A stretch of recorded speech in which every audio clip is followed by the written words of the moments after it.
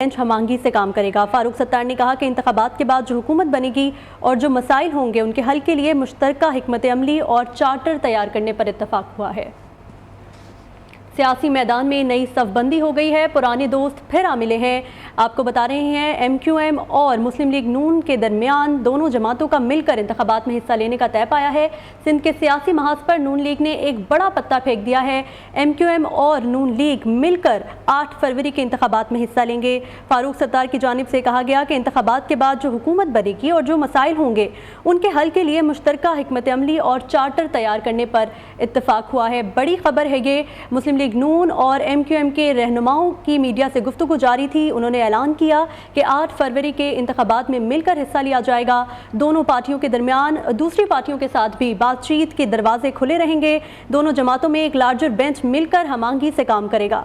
इस मौके पर फारूक सत्तार का कहना था कि इंतखाबात के बाद जो हुकूमत बनेगी और जो मसाइल होंगे उनके हल के लिए एक मुश्तरका हिकमत अमली और चार्टर तैयार करने पर इत्तफाक हुआ है। उन्होंने कहा कि मुल्क के जो जुमला मसाइल हैं उसका हल किसी एक सियासी जमात के पास नहीं है, इसीलिए हम सबको मिलकर काम करना होगा। फैसला करना है कि सियासी और मौशी हालात का किस तरह से मुकाबला करें, जिसके लिए एक मुश्तरका हिकमत अमली बनानी होगी और एक चार्टर तैयार करने पर भी इत्तफाक हुआ है।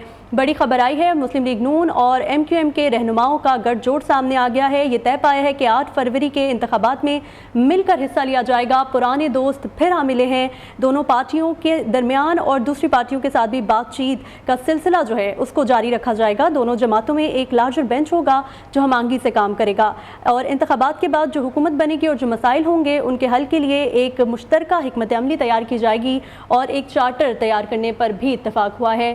सियासी मैदान में नई सफबंदियां हो गई हैं, पुराने दोस्त फिर आ मिले हैं। MQM और मुस्लिम लीग नून ने मिलकर इंतखाबात में हिस्सा लेने का फैसला किया है। सिंध के सियासी महाज पर नून लीग ने एक बड़ा पत्ता फेंक दिया है। क्राइसिस में पाकिस्तान को किसी एक जमात उसको नहीं निकाल सकती है। पाकिस्तान को निकालने के लिए सबको मिलकर काम करना होगा। आवाम को मुश्किलात से ना निकाला तो दोबारा चांस नहीं मिलेगा, ऐसा कहना था फारूक सत्तार की जानिब से। इंतखाबात के बाद जो हिकमत अमली बनेगी और जो मसाइल होंगे उनके हल के लिए एक मुश्तरका हिकमत अमली और चार्टर तैयार करने पर इत्तफाक हुआ है। सिंध के सियासी महाज पर नून लीग ने एक बड़ा पत्ता फेंक दिया है। पुराने दोस्त फिर आ मिले हैं। सिंध के सियासी महाज पर नून लीग का एक बड़ा पत्ता सामने आया है कि मुस्लिम लीग नून और MQM के रहनुमाओं ने मिलकर ये प्रेस कॉन्फ्रेंस की और ये ऐलान किया है कि 8 फरवरी के जो इंतखाबात होंगे उनमें मिलकर हिस्सा लेंगे।